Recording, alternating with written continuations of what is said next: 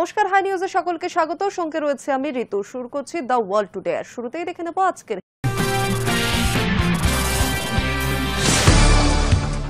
সদ্যই চীনে চালু হয়ে গিয়েছে কে ভিসা। বিশেষত বিজ্ঞান ও প্রযুক্তি ক্ষেত্রে প্রতিভাবানদের আমেরিকা নয় বেইজিংয়ে স্বাগত জানাতে চাইছে শি জিনপিং সরকার। 2023 সালে ইসরায়েলে হামলা করেছিল হামাস। গাজার যুদ্ধ থামাতে 20 দফা দাবি পেশ করেছিলেন মার্কিন প্রেসিডেন্ট ডোনাল্ড ট্রাম্প। সেই প্রস্তাবে এবার রাজি হামাসও। গাজায় শান্তি প্রতিষ্ঠার লক্ষ্যে মার্কিন প্রেসিডেন্ট ডোনাল্ড ট্রাম্পকে সাধুবাদ জানালেন প্রধানমন্ত্রী নরেন্দ্র মোদী। ট্রাম্পের পণবন্দি পরিকল্পনার একাংশ মেনে নিয়েছে হামাসও। ট্রাম্পের শুল্কবাণে হতভম্ব গোটা বিশ্ব। এই পরিস্থিতিতে ট্রাম্পকে কাঠগড়ায় তুলে ব্যঙ্গ রুশ প্রেসিডেন্ট ভ্লাদিমির পুতিনের। দাবি, আমেরিকা রাশিয়ার কাছ থেকে ইউরেনিয়াম কিনে চলেছে পারমাণবিক শিল্পের উন্নতির জন্য। গাজায় শান্তি প্রতিষ্ঠার লক্ষ্যে মার্কিন প্রেসিডেন্ট ডোনাল্ড ট্রাম্পকে সাধুবাদ জানালেন প্রধানমন্ত্রী নরেন্দ্র মোদী। উল্লেখ্য, ট্রাম্পের পণবন্দির পরিকল্পনার একাংশ মেনে নিয়েছে হামাস। সূত্রের খবর, এবার পণবন্দীদের মুক্তি দিতে প্রস্তুত হামাসও। গাজায় শান্তি প্রতিষ্ঠার লক্ষ্যে মার্কিন প্রেসিডেন্ট ডোনাল্ড ট্রাম্পের প্রচেষ্টাকে স্বাগত জানালেন প্রধানমন্ত্রী নরেন্দ্র মোদী। উল্লেখ্য, মার্কিন প্রেসিডেন্টের পরিকল্পনার একাংশ মেনে নিয়েছে হামাস জঙ্গি গোষ্ঠী। পণবন্দীদের মুক্তি দিতে প্রস্তুত তারা। গাজায় শান্তি ফেরাতে 20 দফা শান্তি প্রস্তাব পরিকল্পনা করেছিলেন ট্রাম্প। ইসরায়েলের সেই প্রস্তাবে রাজি হলেও প্যালেস্টাইনি গোষ্ঠী হামাস প্রথম থেকে নীরব ছিল। এতে ট্রাম্প ক্ষুব্ধ হন এবং হামাসকে সময় বেঁধে দেন। রবিবারের মধ্যে ওই প্রস্তাবে রাজি না হলে হামাসকে নরক দর্শন করতে হবে বলেও হুঁশিয়ারি দেন। এরপরেই হামাসের তরফে একটি বিবৃতি দিয়ে জানানো হয়, 20 দফা প্রস্তাবে তারা রাজি। পণবন্দীদের মুক্তি দেওয়া হবে। গাজার পরিস্থিতি নিয়ে তারা আলোচনার টেবিলে যাওয়ার কথাও জানিয়েছেন। এক্স হ্যান্ডেলে নরেন্দ্র মোদী এই বিষয়ে লিখেছেন, গাজায় শান্তি প্রতিষ্ঠার প্রচেষ্টা যেভাবে এগোচ্ছে তাতে প্রেসিডেন্ট ডোনাল্ড ট্রাম্পের নেতৃত্বকে স্বাগত জানাচ্ছি। পণবন্দীদের মুক্তি দেওয়ার ঘোষণা তাৎপর্যপূর্ণ এবং চূড়ান্ত নিষ্পত্তির পথে বড় উন্নতি। নয়াদিল্লির দীর্ঘদিনের অবস্থান ফের একবার স্মরণ করিয়ে নরেন্দ্র মোদী এদিন বলেন, দীর্ঘমেয়াদী এবং স্থায়ী শান্তি প্রতিষ্ঠার লক্ষ্যে সব রকমের প্রচেষ্টাকে সমর্থন করবে ভারত। আরব দুনিয়ায় স্থিতিশীলতা এবং পুনর্গঠনের প্রয়োজন রয়েছে বলেও উল্লেখ করেছেন ভারতের প্রধানমন্ত্রী। চলতি মাসে প্রেসিডেন্ট ডোনাল্ড ট্রাম্প মোদির একটি পোস্ট শেয়ার করেছিলেন। মোদির গাজা শান্তি পরিকল্পনাকে স্বাগত জানানোর বিষয়টি তুলে ধরেন ট্রাম্প। ভারতের প্রধানমন্ত্রীর পোস্টে কোনো বাড়তি মন্তব্যও যোগ করেননি মার্কিন প্রেসিডেন্ট। এটিকে কূটনৈতিক পদক্ষেপের চোখেই দেখছে গোটা দুনিয়া। দুই দেশের মধ্যে জটিল অথচ অন্যরকম একটি সম্পর্কের সমীকরণ মিলছে এই ঘটনা প্রবাহ থেকে। কেবলমাত্র নরেন্দ্র মোদীই নন, ইতালির প্রধানমন্ত্রী জর্জিয়া মেলোনি, ফ্রান্সের প্রেসিডেন্ট ইমানুয়েল ম্যাক্রো গাজায় শান্তি প্রতিষ্ঠার ক্ষেত্রে ট্রাম্পের নেতৃত্বের প্রশংসায় পঞ্চমুখ। হামাসের বিবৃতি আসার পর ইসরায়েলকে অবিলম্বে গাজায় বোমা বর্ষণ বন্ধ করার নির্দেশও দিয়েছেন ট্রাম্প। 20 দফা পরিকল্পনার মাধ্যমে পশ্চিম এশিয়ার দ্রুত শান্তি ফেরানো সম্ভব হবে বলে তিনি আশাবাদী। কিভাবে দ্রুত বন্দীদের গাজা থেকে বের করে আনা যায় তা নিয়ে আলোচনাও শুরু হয়েছে। হামাস কিছু শর্ত দিয়েছে, সেসব নিয়েও সংশ্লিষ্ট কর্তৃপক্ষের সঙ্গে আলোচনা চলছে বলে জানিয়েছেন মার্কিন প্রেসিডেন্ট। Hi news network. সদ্যই চীনে চালু হয়ে গিয়েছে কে ভিসা। বিশেষত বিজ্ঞান ও প্রযুক্তি ক্ষেত্রের প্রতিভাবানদের আমেরিকা নয় বেইজিংয়ে স্বাগত জানাতে চাইছে জিনপিং সরকার। এই পদক্ষেপকে সুকৌশলী কূটনৈতিক পদক্ষেপ বলেই মনে করছে বিশেষজ্ঞ মহল। সদ্যই চীনে চালু হয়ে গিয়েছে কে ভিসা। বিশেষত বিজ্ঞান ও প্রযুক্তির ক্ষেত্রে প্রতিভাবানদের আমেরিকা নয় বেইজিংয়েই স্বাগত জানাচ্ছে জিনপিং সরকার। এই পদক্ষেপকে সুকৌশলী কূটনৈতিক পদক্ষেপ বলে মনে করছে বিশেষজ্ঞ মহল। বিশেষ করে মার্কিন প্রেসিডেন্ট ডোনাল্ড ট্রাম্পের H-1B ভিসার দাম বাড়িয়ে $1 লক্ষ করার সিদ্ধান্ত নেওয়ার পর থেকে। কিন্তু বিষয় হচ্ছে, চীনে ইতিমধ্যে একটা আতঙ্ক ছড়িয়ে পড়তে শুরু করেছে, বিশেষ করে যুব সম্প্রদায়ের মধ্যে। এই পদক্ষেপ আদেও চীনা নাগরিকদের চাকরির সম্ভাবনা আরও সংকুচিত হবে কিনা সেই নিয়ে সেখানকার সোশ্যাল মিডিয়ার অনেকেই সংশয় প্রকাশ করতে শুরু করেছে। প্রসঙ্গত, পরিসংখ্যান বলছে বছরে অনুমোদনপ্রাপ্ত 85,000 H-1B ভিসার 70% ভারতীয়। বিদেশে গিয়ে যারা নিজেদের কেরিয়ার গড়তে চান তাদের সিংহভাগই লক্ষ্য থাকে ভিসার ওপরে। কিন্তু ট্রাম্পের ভিসায় বোমা সেই স্বপ্ন যেন ধাক্কা খেয়েছে, আর তাতেই সুবিধা তুলতে চাইছে চীন। তবে এখনো পরিষ্কার নয় চীনের এই ভিসা আদৌ সেখানে আগত বিদেশিদের কাজ করার অনুমতি দেবে কিনা। এমন কেউ কেউ বলছেন এতে বেজিংয়ে যাওয়া অনেকটা সহজ হলেও চাকরির ক্ষেত্রে এর ফল কোনো সদর্থক পরিবেশ তৈরি করা হবে না। মাত্র দিন তিনেক আগে চালু হয় এই ভিসার জোর কতটা তা পরিষ্কার বুঝতে এখনো কিছুদিন সময় লাগবে বলে মনে করছে ওয়াকিবহল মহল। কিন্তু এতটা অপেক্ষা করতে রাজি নয় চীনের যুব সম্প্রদায়। তারা মনে করছে এতে তাদের চাকরির ক্ষেত্রে সংকুচিত হতে পারে। সোশ্যাল মিডিয়ায় একজন লিখছেন, আমাদের এখানে স্নাতকের সংখ্যা অগণিত, বলার অপেক্ষা রাখে না স্নাতকোত্তর কিংবা গবেষক ডিগ্রির কম নেই। দেশীয় প্রতিভার বিরাট ব্যাংক এখানে রয়েছে, অথচ আমরা কিনা বিদেশি স্নাতকদের এখানে ডেকে আনছি। আরেকজনের দাবি, নতুন নতুন নানা প্রকল্পের ধাক্কায় আমাদের বিশ্ববিদ্যালয়ের পড়ুয়াদের নিজেদের মধ্যেই লড়াই করতে শুরু করেছে।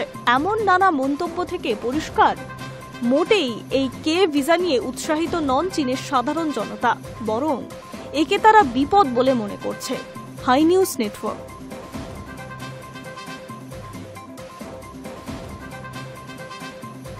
দীর্ঘ 5 বছর পর ফের চালু হচ্ছে ভারত চীন সরাসরি বিমান পরিষেবা। গালওয়ান সংঘর্ষের পর টালমাটাল পরিস্থিতি কাটিয়ে উঠে দুই দেশের সম্পর্ক স্বাভাবিক হওয়ার পথে এগানোর সঙ্গে এই সিদ্ধান্ত নেওয়া হয়েছে। বিমান সংস্থা ইন্ডিগো জানায় 26 অক্টোবর থেকে সরাসরি ফ্লাইট চালু করা হবে। দীর্ঘ 5 বছর পর ফের চালু হচ্ছে ভারত চীন সরাসরি বিমান পরিষেবা। গালওয়ান সংঘর্ষের পর টালমাটাল পরিস্থিতি কাটিয়ে উঠে দুই দেশের সম্পর্ক স্বাভাবিক হওয়ার পথে এগোনোর সঙ্গেই এই সিদ্ধান্ত নেওয়া হয়েছে। বিদেশ মন্ত্রকের ঘোষণার পর বিমান সংস্থা ইন্ডিগো জানায় তারা আগামী 26 অক্টোবর থেকে কলকাতা গুয়াংজু রুটে দৈনিক সরাসরি ফ্লাইট চালু করবে। বিদেশ মন্ত্রক জানিয়েছে চলতি বছরের শুরু থেকেই ভারত ও চীনের সম্পর্ক স্বাভাবিকে আনতে সরকার পদক্ষেপ করে। তারপরই অসামরিক বিমান চলাচল কর্তৃপক্ষ টেকনিক্যাল আলোচনায় বসে। এরই ফলস্বরূপ নতুন এয়ার সার্ভিসেস এগ্রিমেন্টের চূড়ান্ত শিলমোহর পড়েছে। সূত্রের খবর, এই বছর শেষের দিকে এয়ার ইন্ডিয়াও চীনে ফের সরাসরি পরিষেবা চালু করতে পারে। ডোকলাম সংঘাতের পর এবং কোভিড-19 মহামারীর জেরে এই ফ্লাইট পরিষেবা বন্ধ ছিল। ইন্ডিগো জানিয়েছে সাম্প্রতিক কূটনৈতিক আলোচনার পর সিদ্ধান্ত নেওয়া হয়েছে যে 26 অক্টোবর থেকে তাদের এয়ারবাস A320 নিও দিয়ে কলকাতা গুয়াংজু রুটে নন স্টপ ফ্লাইট চালু হবে। শীঘ্রই দিল্লি গুয়াংজু রুটেও সরাসরি বিমান চালানোর পরিকল্পনা রয়েছে। কোম্পানির দাবি, এই পদক্ষেপে দুই দেশের মধ্যে ব্যবসা, বাণিজ্য ও পর্যটনের নতুন দিগন্ত খুলে যাবে। বিদেশ মন্ত্রক বলেছে, অপারেশনাল শর্ত পূরণ সাপেক্ষে এবং নির্ধারিত এয়ারলাইনের বাণিজ্যিক সিদ্ধান্ত অনুযায়ী অক্টোবরের শেষের দিক থেকে ভারত ও চীনের মধ্যে সরাসরি বিমান পরিষেবা ফের শুরু হবে। এই পদক্ষেপকে দুই দেশের সম্পর্ক স্বাভাবিক করার পথে এক গুরুত্বপূর্ণ ধাপ বলে মনে করা হচ্ছে। গত বছর ডেপসাং ও দেমচকে বাস্তব নিয়ন্ত্রণ রেখা থেকে সেনা প্রত্যাহার প্রক্রিয়ার পর শুরু হয় একাধিক আস্থা তৈরির পদক্ষেপ, যার মধ্যে ছিল উচ্চ পর্যায়ের কূটনৈতিক বৈঠক, সামরিক আলোচনা এবং কিছু পণ্যের বাণিজ্য নিষেধাজ্ঞা শিথিলকরণ। চীনের বিদেশমন্ত্রী ওয়াং ই এর সাম্প্রতিক দিল্লি সফরের পর থেকেই দুই দেশের মধ্যে সরাসরি ফ্লাইট ফের শুরু করার আলোচনা গতি পায়। High news network.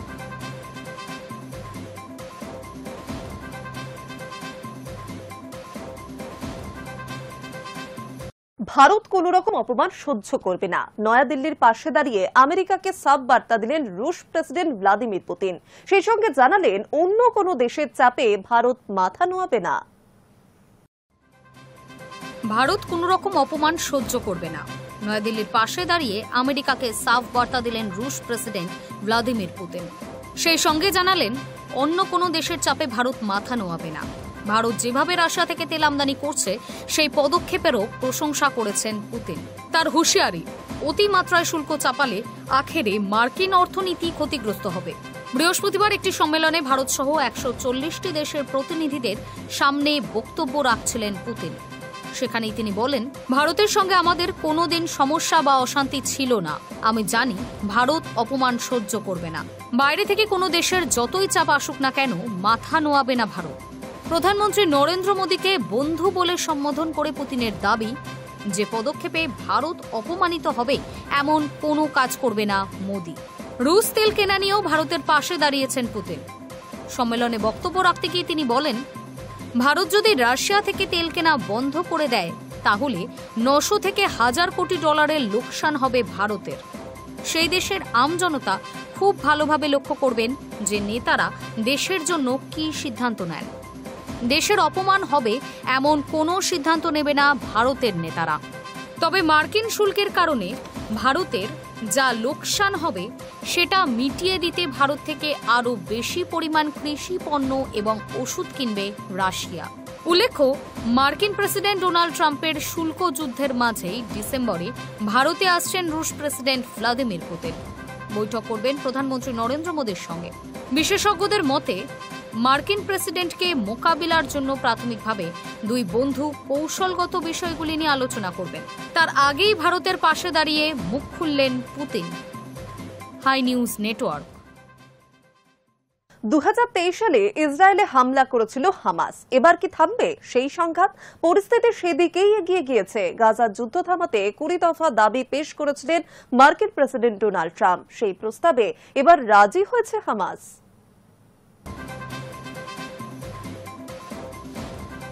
2023 সালের অক্টোবরে ইসরায়েলে হামলা চালিয়েছিল হামাস।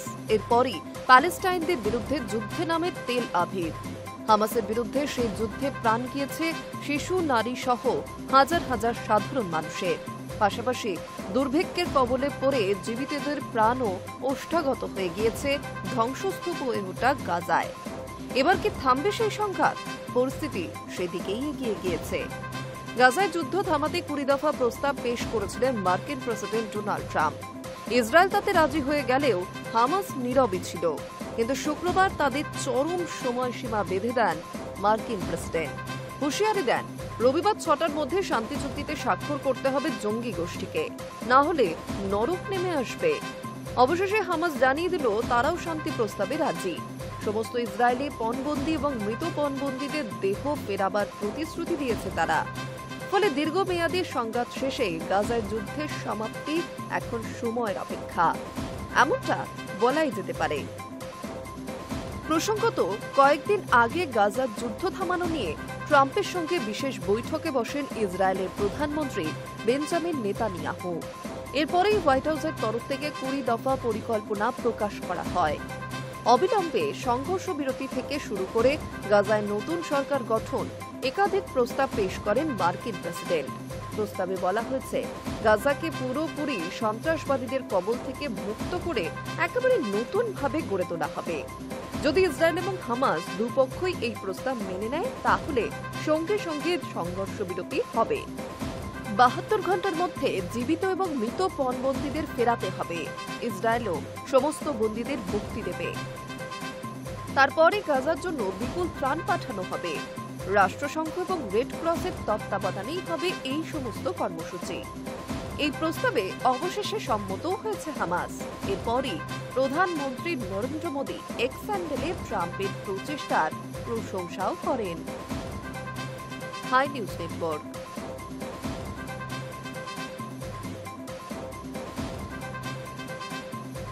ট্রাম্পের শুল্কবাণে হতভম্ব গোটা বিশ্ব। এই পরিস্থিতিতে ট্রাম্পকে কাঠগড়ায় তুলে ব্যঙ্গ করলেন রুশ প্রেসিডেন্ট ভ্লাদিমির পুতিন।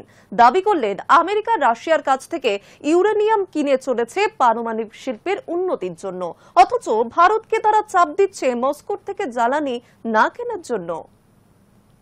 ট্রাম্পের শুল্কবাণে হতভম্ব বিশ্ব। এই পরিস্থিতিতে তাকে কাঠগড়ায় তুলে ব্যঙ্গ করলেন রুশ প্রেসিডেন্ট পুতিন। দাবি করলেন, আমেরিকা রাশিয়ার কাছ থেকে ইউরেনিয়াম কিনে চলেছে পারমাণবিক শিল্পের উন্নতির জন্য, অথচ ভারতকে তারা চাপ দিচ্ছে মস্কোর থেকে জ্বালানি না কেনার জন্য। রাশিয়ার শহর সোচিতে এক জনসভায় আগুনের ভাষণ দিতে গিয়ে পুতিন বলেন, বৃহত্তম না হলেও আমেরিকা পারমাণবিক বিদ্যুৎ কেন্দ্র গড়তে চাওয়ায় অন্যতম বৃহত্তম দেশ। যে সময় থেকে আমেরিকা পারমাণবিক চুক্তিতে উন্নতি করছে সেই সময় থেকেই তাদের এর জন্য প্রচুর জ্বালানির প্রয়োজন হয়ে পড়েছে। আমরা অবশ্য মার্কিন বাজারের সর্বোচ্চ সরবরাহকারী নয়, তবে রাশিয়ার দ্বিতীয় সর্বোচ্চ সরবরাহকারী, যারা ইউরেনিয়াম দেয়। প্রসঙ্গত 2024 সালে রাশিয়া আমেরিকাকে প্রায় $800 মিলিয়ন ইউরেনিয়াম সরবরাহ করেছে। এই কথা বলার পাশাপাশি পুতিন মনে করিয়ে দেন, ভারত যখন রাশিয়া থেকে জ্বালানি কেনে তখন এই আমেরিকাই প্রতিবাদ করে। ট্রাম্পের এই দ্বিচারিতা নিয়ে এভাবেই সরব হলেন পুতিন। উল্লেখ্য, রাশিয়া থেকে তেল কেনার অপরাধে ভারতের উপর চড়া হারে শুল্ক আরোপ করেছে আমেরিকা। পাশাপাশি একাধিকবার শাসানিও দিয়েছে মার্কিন প্রেসিডেন্ট ডোনাল্ড ট্রাম্প। এই পরিস্থিতিতে ভারতের পাশেই দাঁড়িয়েছে বন্ধু রাশিয়া। আমেরিকাকে কড়া বার্তা দিয়ে রুশ বিদেশ মন্ত্রক সাফ জানিয়ে দিয়েছেন, ভারত রাশিয়ার সম্পর্ক অটুট, চেষ্টা করলেও কেউ ভাঙতে পারবে না।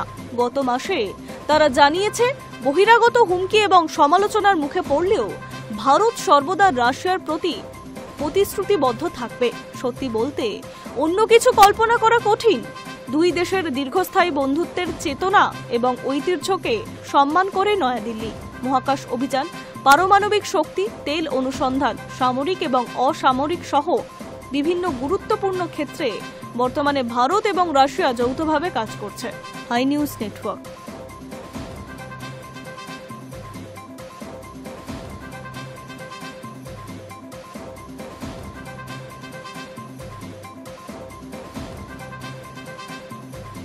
মাত্র 10 মাসের মধ্যেই সম্পত্তির নিরিখে নজির গড়লেন এলন মাস্ক। গত বছর ডিসেম্বর মাসে বিশ্বের প্রথম মানুষ হিসেবে $400 বিলিয়ন বেশি সম্পত্তির মালিক হয়েছিলেন তিনি। এবার $500 বিলিয়ন পেরিয়ে গেল তার সম্পদের মূল্য।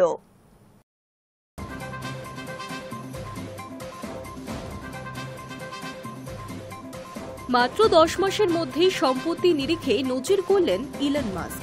গত বছর ডিসেম্বর মাসে বিশ্বের প্রথম মানুষ হিসেবে $400 বিলিয়ন বেশি সম্পত্তির মালিক হয়েছিলেন।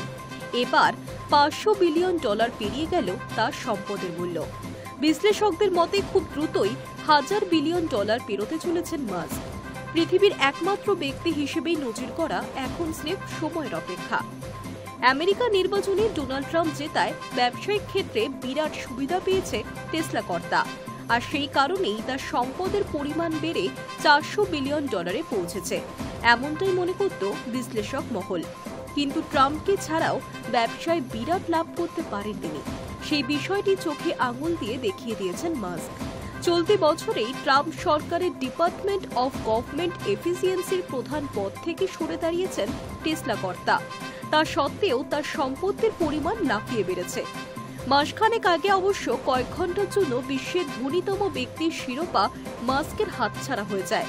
ব্লুমবার্গের রিপোর্ট সূত্রে জানা গিয়েছে, সম্পত্তির নিরিখে মাস্কে টপকে গিয়েছেন ল্যারি এলিসন। সেই সময় মাস্কের সম্পত্তির মোট পরিমাণ ছিল $38,500 কোটি। অন্যদিকে ল্যারির সম্পত্তি বেড়ে $39,300 কোটি পৌঁছে যায়। কিন্তু কয়েক ঘন্টার মধ্যেই ল্যারির তুলনায় $100 কোটি বেড়ে যায় মাস্কের সম্পদ। আবারও বিশ্বের ধনীতম ব্যক্তি হয়ে ওঠেন মাস্ক। বুধবার প্রকাশিত ব্লুমবার্গের নতুন রিপোর্ট অনুযায়ী বর্তমানে মাস্কের সম্পত্তির পরিমাণ $500.1 বিলিয়ন, অর্থাৎ ভারতীয় মুদ্রায় 44 লক্ষ কোটি টাকারও বেশি। পৃথিবীর ইতিহাসে আজ পর্যন্ত কোনো ব্যক্তির সম্পত্তির পরিমাণ $500 বিলিয়ন ছুঁতে পারেনি। প্রথম ব্যক্তি হিসেবে অনন্য নজির করলেন স্পেস এক্স কর্তা। মাস্কের নিকটতম প্রতিদ্বন্দ্বী ল্যারি এলিসনের সম্পদের পরিমাণ $350 বিলিয়ন। বিশ্লেষকদের মতে এই গতিতে মাস্কের সম্পদ বাড়তে থাকলে 2033 সালের মধ্যেই প্রথম মানব হিসেবে $1000 বিলিয়ন সম্পত্তি কামানোর নজির করবেন মাস্ক। High news network.